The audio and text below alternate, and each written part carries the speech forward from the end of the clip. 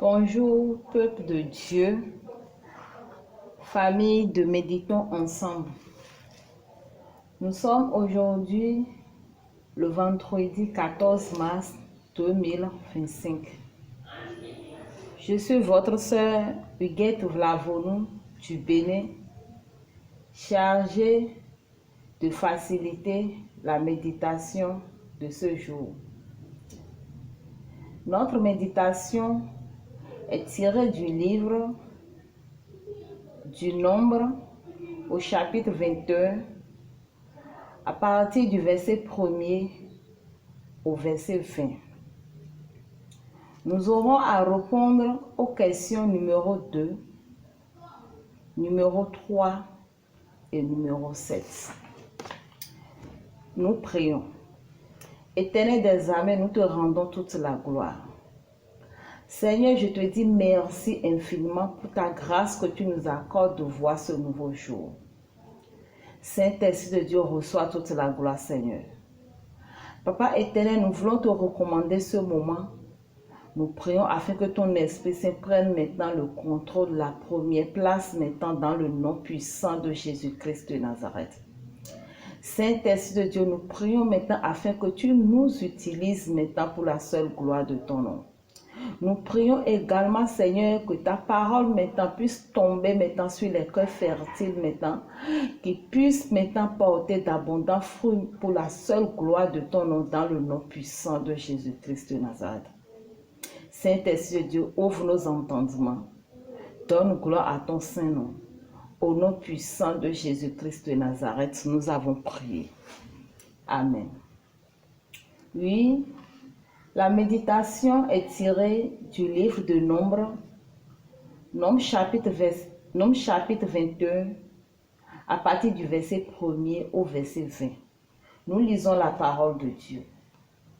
Le roi d'Arad, cananéen, qui habitait le Midi, apprit qu'Israël venait par le chemin d'Atarim.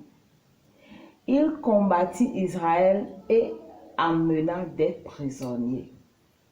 Alors Israël fit un vœu à l'Éternel et dit, « Si tu livres ce peuple entre mes mains, je dévorerai ces villes pas interdites. » L'Éternel entendit la voix d'Israël et livra les Cananéens. On les dévora pas interdits, eux et leurs villes, et l'on nomma ce lieu Horma. Il partit de la montagne de Hor par le chemin de la mer Rouge pour contourner le pays d'Édom. Le peuple s'impatienta en route et parla contre Dieu et contre Moïse. « Pourquoi nous avez-vous fait monter hors d'Égypte pour que nous mourions dans le désert? Car il n'y a point de pain et il n'y a point d'eau, et notre âme est dégoûtée de cette misérable nourriture. » Alors l'Éternel envoya contre le peuple des serpents brûlants. Ils mordirent le peuple, et il mourut beaucoup de gens en Israël. Le peuple vint à Moïse et dit, « Nous avons péché, car nous avons parlé contre l'Éternel et contre toi. » Prie l'Éternel afin qu'ils éloignent de nous ces serpents. Moïse pria pour le peuple. L'Éternel dit à Moïse, « Fais-toi un serpent brûlant et place-le sur une perche. Quiconque aura été mordu et le regardera conservera la vie. » Moïse fit un serpent d'airain et le plaça sur une perche, et quiconque avait été mordu par un serpent et regardait le serpent d'airain conservait la vie. Les enfants d'Israël partirent et ils campaient à Oboth. Ils partirent d'Oboth et ils campaient à Ijé-Abarim, dans le désert qui est vis-à-vis de Moab, vers le soleil levant. De là, ils partirent et ils campèrent dans la vallée de Zéred.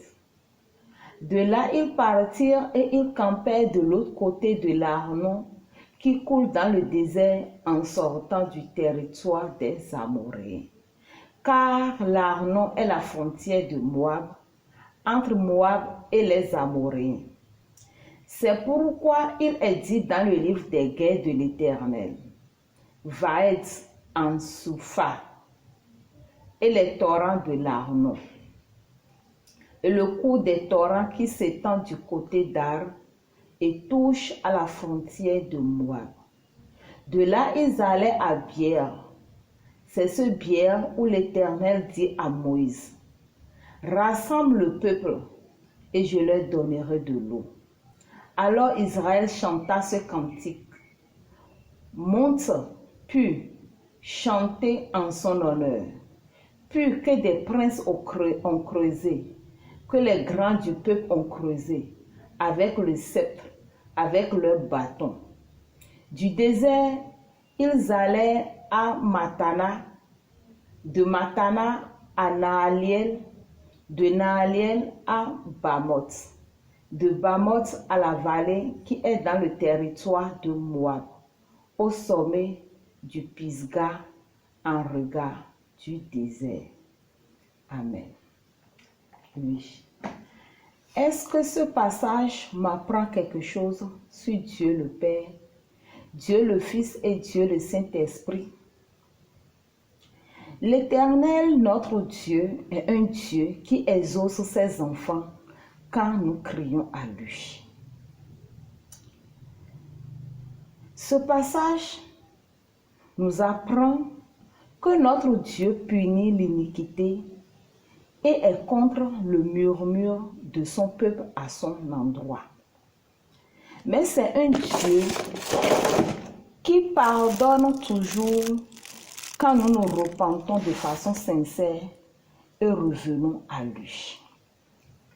Car il dit, si mon peuple sur qui est invoqué mon nom, s'humilie, prie, cherche ma face et se détourne de ses mauvaises voies, je les exaucerai des cieux, je lui pardonnerai son péché et je guérirai son pays. Dans un premier temps, voilà Israël dans sa marche vers la terre promise se retrouva confronté au roi d'Arad qui les battit et en fit même des prisonniers. Mais quand les enfants d'Israël criaient à l'Éternel, il les exauça et la victoire a changé de camp en faveur d'Israël. Bien-aimés dans le Seigneur, je voudrais exhorter quelqu'un ce matin que quelles que soient les situations que tu traverses, crie à l'Éternel et il t'exaucera des cieux. Et la victoire changera de camp en ta faveur dans le nom de Jésus-Christ.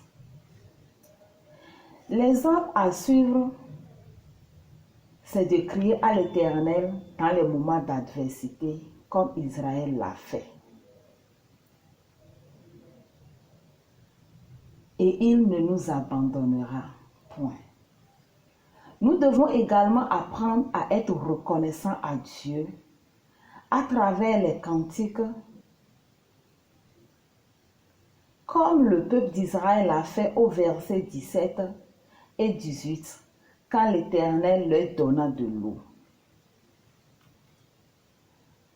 L'exemple à ne pas suivre, ne surtout pas murmurer contre Dieu quand nous nous retrouvons dans les moments difficiles, car lui-même prévoit toujours une voie de sortie pour nous.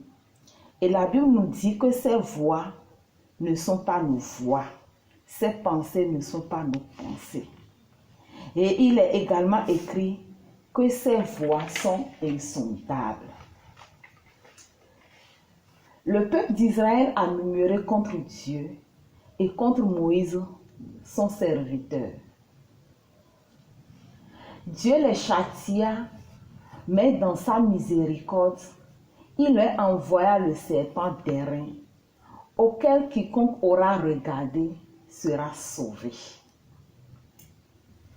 Une des vérités révélées par Dieu au travers de ce passage est que Dieu ne veut pas la mort du pécheur. Il veut que le pécheur se repente afin d'être sauvé.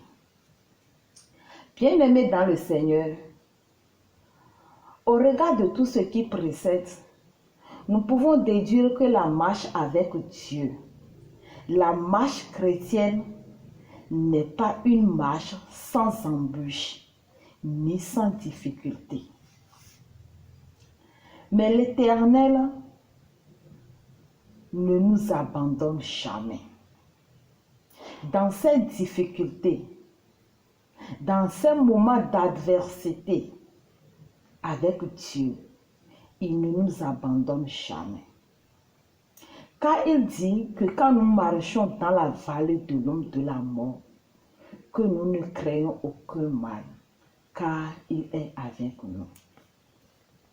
En tant que chrétien, face aux épreuves et adversités, nous devons avoir les regards tournés vers notre Dieu qui n'abandonne jamais les siens.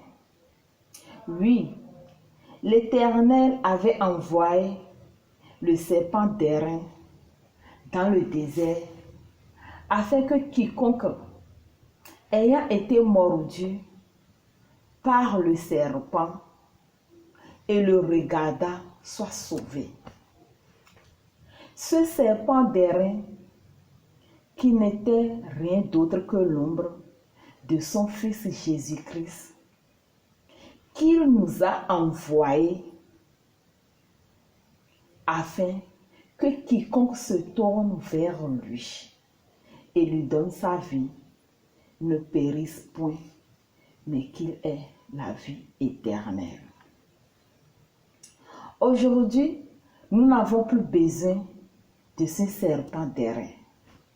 Aujourd'hui, l'Éternel Dieu nous a envoyé son Fils unique, Jésus-Christ de Nazareth, mourir à la croix pour nos péchés, afin que quiconque lui donne sa vie soit sauvé. Bien-aimé dans le Seigneur, ce matin, je t'exhorte, toi qui n'as pas encore donné ta vie à Jésus-Christ et qui m'entend ce matin et qui écoute ma voix ce matin, je t'exhorte à faire le pas, à tourner tes regards vers le Christ Jésus afin d'être sauvé. Comme le peuple d'Israël qui a tourné son regard vers le serpent d'airain élevé et a été sauvé dans le désert. Aujourd'hui, Christ est à ta porte et il t'invite à tourner tes regards vers lui, à lui abandonner complètement ta vie afin d'être sauvé. Que l'Éternel nous bénisse et bénisse sa parole ce matin au nom de Jésus-Christ. Amen. Seigneur, nous voulons te dire merci Jésus. Merci pour ce moment agréable que nous avons passé en ta présence, Seigneur. Nous prions maintenant, Papa éternel, afin que ce pain quotidien dont tu viens de nous nourrir, Papa, puisse nous apporter les vitamines nécessaires dont nous avons besoin pour notre épanouissement spirituel dans le nom de Jésus-Christ. Les vitamines nécessaires dont nous avons besoin dans notre marche chrétienne avec toi maintenant dans le nom de Jésus-Christ. Merci Saint-Esprit de Dieu. Reçois toute la gloire Jésus-Christ de Nazareth. Au nom puissant de Jésus-Christ, nous avons prié.